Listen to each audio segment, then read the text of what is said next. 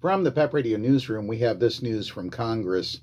House Speaker Mike Johnson, the Republican from Louisiana, appears to have dropped his demand that a bill funding the Department of Homeland Security include money for ICE and Border Patrol, accepting a deal he disparaged as unacceptable only days earlier.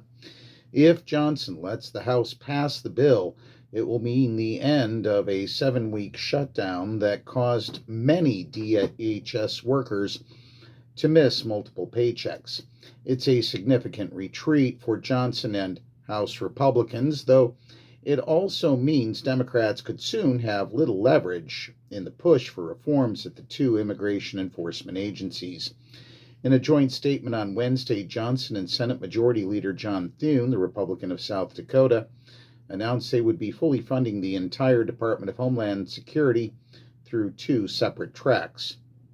One, a long-term budget process, and the other, a more immediate appropriation. President Donald Trump seemed to endorse the plan in a post on his website. After the Senate passed its bipartisan DHS bill excluding immigration and customs enforcement last week, Johnson refused to allow a House vote, and the chamber instead passed a 60-day continuing resolution to fund all of DHS. Neither Thune nor Senate Democrats showed any interest in the House bill, however. In their joint statement, Johnson and Thune said they were no longer pursuing the 60-day resolution. We cannot allow Democrats to any longer put the safety of the American public at risk through their open border policies, so we are taking that off the table, Johnson and Thune said.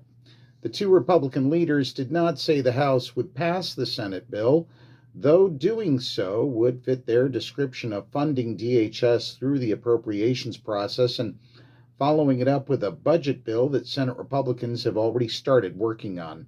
Senate Democratic leader Chuck Schumer, the Democrat from New York, put out a triumphant statement in response.